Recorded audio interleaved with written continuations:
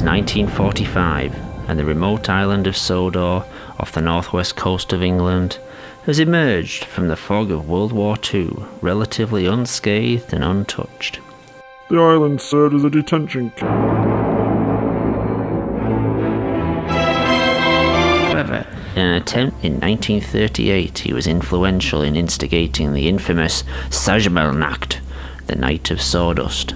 But, as his experiments advanced, he became a much less Professor Goetze, Olga and young Hans chose to remain. However, much like his father, the British government became more. In 1962, Hans had set up Sodor Research, a small lab near the town of Alsborough, but soon the enterprise began supplying medical equipment and machinery, and quickly grew to become a large complex, comprising its own links to the growing Sodor rail system.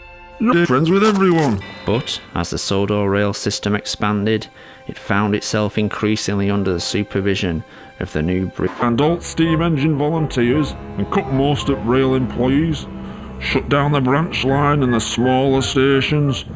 He was happy to let the railway rust. Thomas, get moving! Young Thomas loved hoping to catch a new train on his camera. 11:45. Unfortunately, he didn't take as much notice of the safety signs. I'm not being late again. It must be late again. It's always held. In a few days, a major laboratory had been locked down, followed by an engine maintenance shed, which was to become off-limits to all. More and more equipment was being delivered daily, but no one was allowed in Shed 17. Questions started being asked on sort. If Thomas was there, was he still alive? And what was the purpose of keeping him at the complex? Almost Sodor Island. They kept trying to interview me. I became a bit of a celebrity.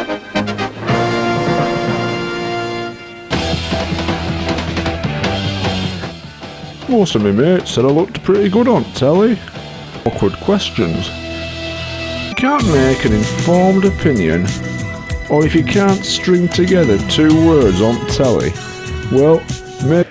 Using the engine's internal system to maintain his organic. Similarly, the two professors were to refuse many requests by people from around the world who wished to be biofused into engines. Terminal illnesses were desperate to be made into trains, but for some reason the Goetzes refused. The independently wealthy Topham Hatt staged a hostile takeover, and within weeks had bought a controlling share in Sodor Research. The medical supply wing was shut down, and work began on mass biofusion experiments and operations. But, along with the new policy, there would be worse to come.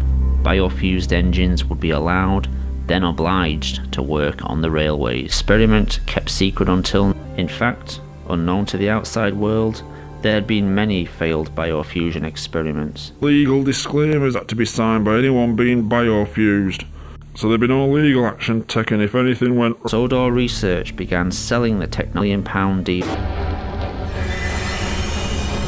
Body was taken away. You should have seen. But one night, after the regular staff had finished for the day, the fateful few hours following the accident would seal the fate of Sodor Research.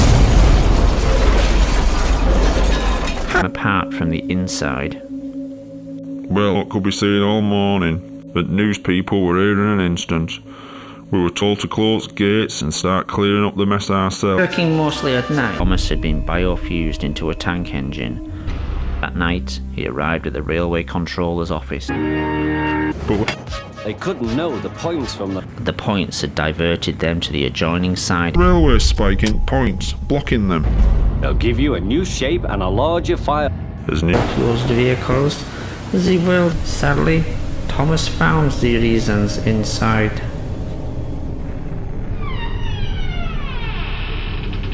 Made over the who he wasn't.